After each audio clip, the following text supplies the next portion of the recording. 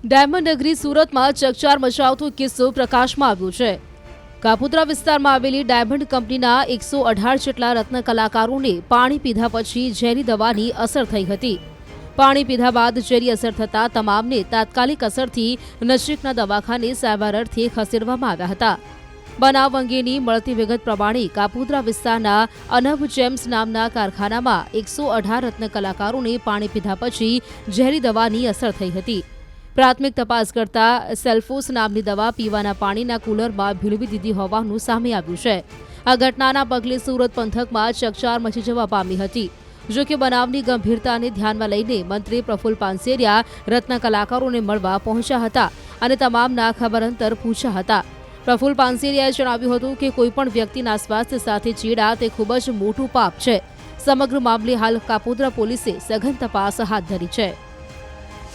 સુરતના કાપોદ્રા વિસ્તારમાં આવેલા હીરા કારખાનામાં ગઈકાલે કામ કરતા રત્ન કલાકારોને પાણી પીધા બાદ ઝેરની અસર થયાના એક વિગત સામે આવી હતી, જેને લઈને તમામ 118 કરતાં વધુ રત્ન કલાકારોને સારવાર અર્થે હોસ્પિટલ ખસેડવામાં આવ્યા હતા। ઘટનાની જાણ થતાની સાથે સુરતના મેયર હોય, મહાનગરપાલિકાના કમિશનર હોય કે પછી ગુજરાત રાજ્યના શિક્ષણ મંત્રી હોય, રત્ન કલાકારોની ખબર અંતર પૂછવા માટે હોસ્પિટલ ખાતે દોડી ગયા હતા। ખાસ કરીને આ જે કારખાનું દેખાય છે, આ કારખાનામાં કામ કરતા રત્ન કલાકારો જે કુલરમાં પાણી પીવે છે ત્યાં આગળથી ઝેરી દવા મળી આવી હતી। એટલે કે ઝેરી દવાની અસરને લઈ કોઈ રત્ન કલાકારને નુકસાન ન થાય તેને લઈને તમામ લોકોને હોસ્પિટલ ખાતે સારવાર માટે ખસેડવામાં આવ્યા છે। ત્યારે સૌથી મહત્ત્વની વાત છે કે અત્યારે આ મામલે પોલીસ તપાસમાં રત્ન કલાકારોને કહી શકાય કે મારી નાખવાનું ષડયંત્ર સામે આવ્યું હતું, જેને લઈને પોલીસે હવે ઝીણવટભરી તપાસ શરૂ કરી છે। કારખાનામાં રહેલા સીસીટીવીનું એનાલિસિસ કરવામાં આવી રહ્યું છે। ત્યારે બીજી બાજુ એફએસએલની ટીમ દ્વારા અહીંયા તપાસનો ધમધમાટ શરૂ કરવામાં આવશે। જે પ્રકારની આ ઘટના છે, 118 કરતાં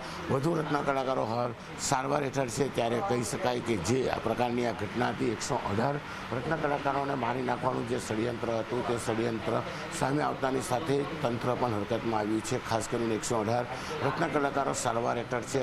કહી શકાય કે 2 રત્ન કલાકારો આઈસીયુમાં દાખલ કરવામાં આવ્યા છે, એટલે કે તમામ સારવાર ચાલી રહી છે। કોઈને ગંભીર નુકસાન નથી થયું, પણ જે પ્રકારનું આ ષડયંત્ર હતું તેને લઈને પોલીસ હવે એફએસએલના રિપોર્ટ બાદ આ મામલે ગુનો દાખલ કરી તપાસ શરૂ કરશે। સૌથી મહત્ત્વની વાત છે કે એવું તો શું થયું કે તમામ રત્ન કલાકારોને મારી નાખવાનું ષડયંત્ર રચવામાં આવ્યું હતું। જો કે પોલીસ તપાસ કરશે કે આ ષડયંત્ર પાછળ કોણ છે અને ષડયંત્ર કરવા પાછળ મુખ્ય કારણ શું છે।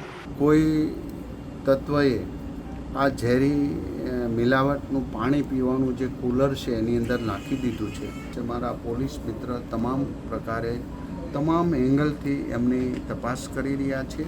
અમારી હોસ્પિટલમાં અત્યારે 14 રત્ન કલાકારો દાખલ છે, જે અનબ જેમ્સમાંથી આવેલા છે અને અત્યારે 4 જણાને કાલે આઈસીયુમાં દાખલ કરેલા। તેનું થોડું બીપી ને એવું ડાઉન હતું, એટલે અત્યારે બધા એકદમ સ્ટેબલ છે અને બધાની કન્ડિશન સારી છે।